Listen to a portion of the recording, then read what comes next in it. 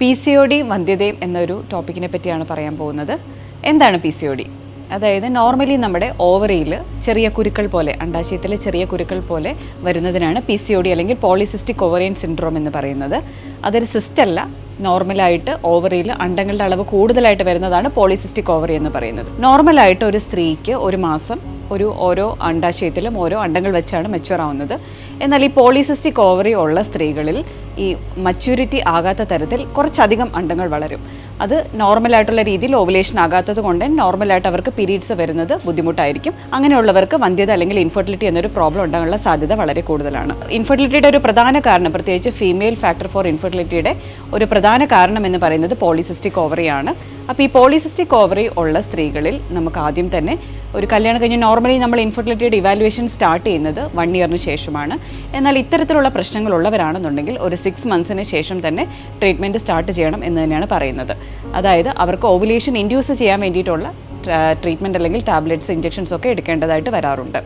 നോർമലായിട്ട് അവർക്ക് ഓവുലേഷൻ വരുന്നുണ്ട്, അവരുടെ ഹസ്ബൻഡിൻ്റെ കൗണ്ട് നോർമലാണ്, അങ്ങനെയാണെന്നുണ്ടെങ്കിൽ നമുക്കൊരു 6 മാസം വരെ അവർക്ക് നോർമലായിട്ട് ഓവുലേഷനുള്ള ടാബ്ലറ്റ്സ് അല്ലെങ്കിൽ ഇഞ്ചെക്ഷൻസ് കൊടുത്തുള്ള ട്രീറ്റ്മെൻറ്റ്, ഓവുലേഷൻ ഇൻഡക്ഷൻ ചെയ്യാവുന്നതാണ്. എന്നാൽ 6 മാസത്തിന് ശേഷം അവർക്ക് നോർമലായിട്ട് ഓവുലേഷൻ വരുന്നുണ്ട്, എന്നിട്ടും പ്രഗ്നൻസി ആകുന്നില്ല എന്നുണ്ടെങ്കിൽ അത്തരക്കാർക്ക് IVF പോലെയുള്ള ട്രീറ്റ്മെൻറ്റാണ് കൂടുതൽ ഉപകാരപ്പെടുക. അതിൻ്റെ പ്രധാന കാര്യം എന്ന് പറയുന്നത് പോളിസിസ്റ്റിക് ഓവറിയിൽ ഓവുലേഷൻ വന്നിട്ടും അവർ പ്രഗ്നൻസി ആകാത്തത് അവരുടെ എഗ്ഗിൻ്റെ ക്വാളിറ്റിയിലുള്ള എന്തെങ്കിലും പ്രശ്നം കാരണമാണെന്നാണ് പറയപ്പെടുന്നത്. അപ്പോൾ അതുകൊണ്ട് തന്നെ നമ്മൾ മൈക്രോസ്കോപ്പിക്കലി നമ്മൾ IVF ട്രീറ്റ്മെൻറ്റിലോട്ട് പോകുമ്പോൾ നമ്മൾ എഗ്സ് എല്ലാം മൈക്രോസ്കോപ്പിൻ്റെ അടിയിൽ നോക്കി അതിൽ ഏറ്റവും മെച്യൂർ ആയിട്ടുള്ള നല്ല ക്വാളിറ്റിയുള്ള എഗ്ഗിനെ സെലക്ട് ചെയ്ത് നമ്മൾ ICSI ട്രീറ്റ്മെൻറ്റിലോട്ട് പോവുകയാണെങ്കിൽ ബെറ്റർ ആയിട്ടുള്ള ഒരു എംബ്രിയോ ഫോം ചെയ്യും. ആ എംബ്രിയോ നമുക്ക് യൂട്രസിലേക്ക് ട്രാൻസ്ഫർ ചെയ്യാനും സാധിക്കും. ഇപ്പോൾ PCOD കൊണ്ട് വേറെ എന്തൊക്കെ പ്രശ്നങ്ങളാണ് വരുന്നത് എന്ന് നമുക്ക് നോക്കാം. പ്രധാനമായിട്ടും ഇറഗുലർ സൈക്കിൾസ് ആണ് വരുന്നത്. അതായത് ചെറിയ പെൺകുട്ടികൾ മുതൽ പ്രായമുള്ള സ്ത്രീകളിൽ വരെ കറക്റ്റായിട്ട് പീരീഡ്സ് എല്ലാ മാസവും വരത്തില്ല. അതോടൊപ്പം തന്നെ അവർക്ക് ഒബീസിറ്റി, അമിതവണ്ണം ഉണ്ടാകാം, കഴുത്തിന് ചുറ്റുമുള്ള കറുപ്പുണ്ടാകാം. അതുപോലെ തന്നെ അവർക്ക് ആണുങ്ങളുടെ ഹോർമോൺ, അതായത് മെയിൽ ഹോർമോൺസ് ഈ സ്ത്രീകളുടെ ശരീരത്തിൽ വളരെ കൂടുതലായിരിക്കും. അതുകൊണ്ട് തന്നെ അവർക്ക് ഫേഷ്യൽ ഹെയർ കൂടുതലായിരിക്കും, ഹെയർ ലോസ് വളരെ കൂടുതലായിരിക്കും, മുഖക്കുരു വളരെ അധികമായിരിക്കും. അപ്പം വന്ധ്യത ട്രീറ്റ്മെൻറ്റിലോട്ട് വരികയുമ്പോൾ PCOD ഒരു വളരെ കോമൺ ആയിട്ടുള്ള ഒരു കാര്യമായിട്ട് ഇപ്പോൾ കാണപ്പെടാറുണ്ട്. അപ്പം നമ്മൾ നേരത്തെ പറഞ്ഞതുപോലെ തന്നെ ഓവുലേഷൻ ഇൻഡക്ഷൻ എന്ന് പറയുന്ന ഒരു ട്രീറ്റ്മെൻറ്റിലൂടെ അവർക്ക് പ്രഗ്നൻസി ആയിട്ടില്ല എന്നുണ്ടെങ്കിൽ നിർബന്ധമായിട്ടും IVF ട്രീറ്റ്മെൻറ്റ് പോലെയുള്ള ട്രീറ്റ്മെൻറ്റ്സാണ് ഇത്തരക്കാർക്ക് ഉപകാരപ്പെടുക. ചിലർക്ക് ഓവുലേഷൻ ആകത്തില്ല, നമ്മൾ എത്രത്തോളം ഇഞ്ചെക്ഷൻസ് എടുത്താലും അല്ലെങ്കിൽ മെഡിസിൻസ് എടുത്താലും നോർമലായിട്ട് ഓവുലേഷൻ വരത്തില്ല.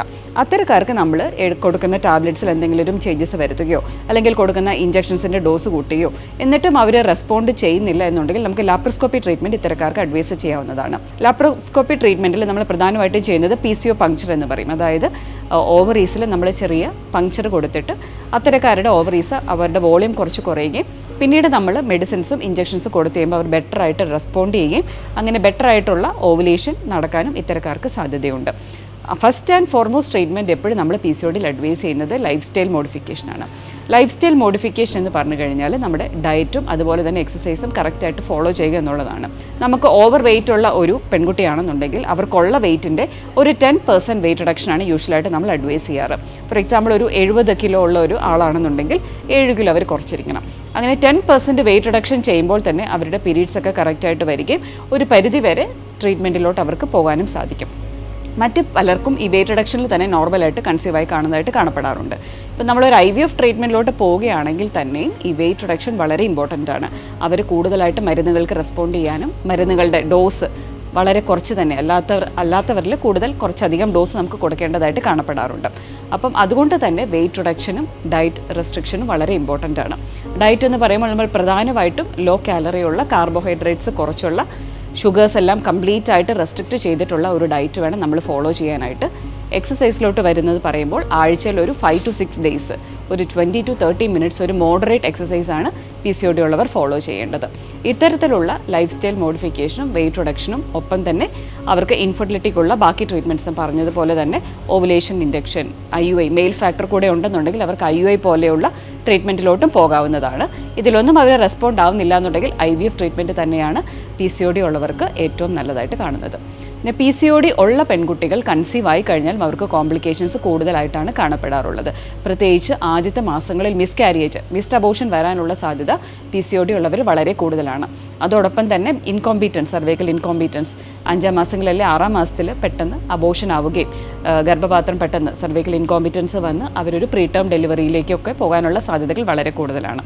അതോടൊപ്പം തന്നെ PCOD ഉള്ളവർക്ക് ഡയബറ്റിസ്, ഇപ്പോൾ പ്രഗ്നൻസിയിൽ ജസ്റ്റേഷണൽ ഡയബറ്റിസ് വരാനുള്ള സാധ്യത വളരെ കൂടുതലാണ്. അതുകൊണ്ട് തന്നെ നമുക്ക് അതിനോട് കൂടുതൽ റെസ്പോണ്ട് ചെയ്യാൻ വേണ്ടിയിട്ടുള്ള മെറ്റ്ഫോമിൻ എന്ന് പറയുന്ന ടാബ്ലറ്റ്സ് ഒക്കെ PCOD ഉള്ള ഗർഭിണികളിലും അതുപോലെ തന്നെ പ്രഗ്നൻസിക്ക് ട്രൈ ചെയ്യുന്നവരിലും നമ്മൾ അഡ്വൈസ് ചെയ്യാറുണ്ട്.